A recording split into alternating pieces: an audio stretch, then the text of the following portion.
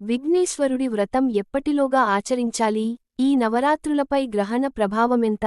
అందరికీ నమస్కారం. ఈ వీడియోని చూసే ముందు ఈ వీడియోని లైక్ చేయండి.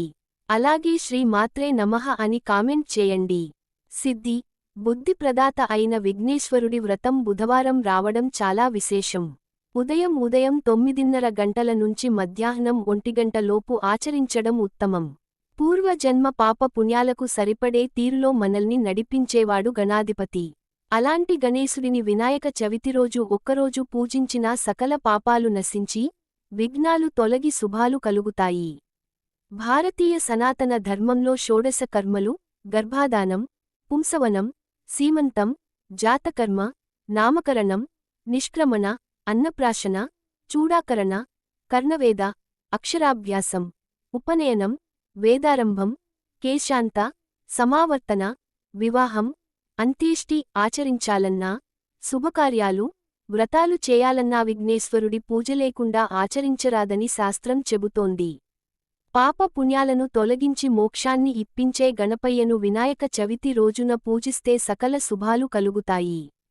విఘ్నేశ్వరుడి పూజలేకుండా ఆచరించరాదని శాస్త్రం చెబుతోంది. పాప పుణ్యాలను తొలగించి మోక్షాన్ని ఇప్పించే గణపయ్యను వినాయక చవితి రోజున పూజిస్తే సకల శుభాలు కలుగుతాయి. చెరువులు, నదుల వద్ద ఉన్న మట్టితో విఘ్నేశ్వరుడిని చేసి ఆ ప్రతిమను పూజించాలంటోంది శాస్త్రం. ఈ సృష్టి మొత్తం ఒకే పదార్థం నుంచి ఏర్పడింది, ఏకమై పరమై అదే పదార్థంలో లయమవుతుందనేది వేదమంత్రం చెప్పింది. ఏ మట్టి నుంచైతే విఘ్నేశ్వరుడు వినాయక రూపంలో ఆవిర్భవించి పూజలందుకున్నాడో అదే మట్టిరూపం తిరిగి యథాస్థానంలో లయమవుతుంది. అనగా ఈ సృష్టిలో ప్రతి ప్రాణి ఏ భగవంతుడి వద్ద నుంచి వచ్చిందో తిరిగి అక్కడే లయం అవ్వాలి.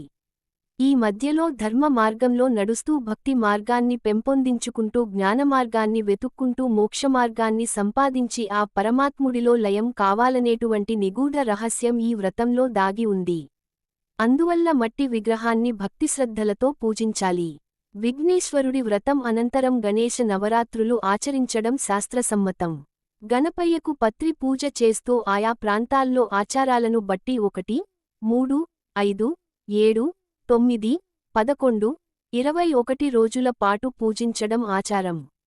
అయితే శ్రీ విశ్వావసు నామ సంవత్సరంలో సెప్టెంబర్ 7న రాహుగ్రస్త చంద్రగ్రహణం ఏర్పడనుండటంతో అంతకుముందే గణేష్ నిమజ్జనం పూర్తి చేసుకోవడం ఉత్తమం.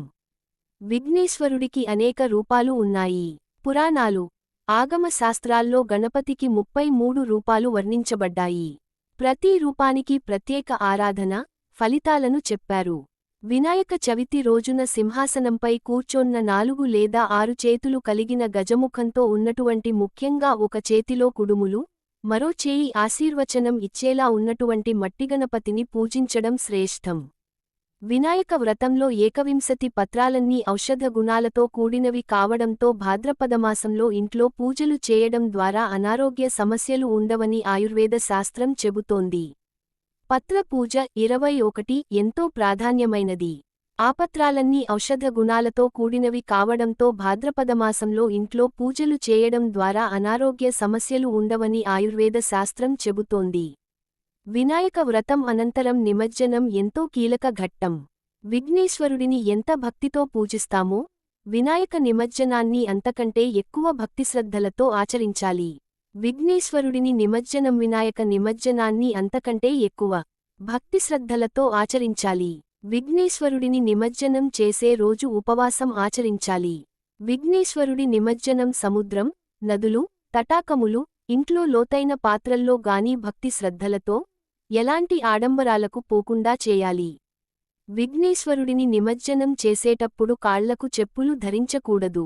ఆరోగ్యం రీత్యా ఉపవాసం చేయలేనటువంటి వారు విఘ్నేశ్వరుడికి సమర్పించిన లేదా నివేదించిన ప్రసాదాలను మాత్రమే స్వీకరించాలి. నిష్ఠగా వినాయక వ్రతాన్ని ఆచరించిన వారికి స్వామివారి అనుగ్రహం లభిస్తుంది. వినాయక వ్రతాన్ని ఆచరించేటప్పుడు గణపతి కథలను వింటూ అక్షింతలను దగ్గర పెట్టుకోవాలి. వ్రతం పూర్తయ్యాక వాటిని తలపై వేసుకోవాలి. మరీ ముఖ్యంగా వినాయక వ్రత కథలలో సమంతకోపాఖ్యానం ఖచ్చితంగా పఠించడం ద్వారా అపనిందలు తొలగి శుభాలు కలుగుతాయి.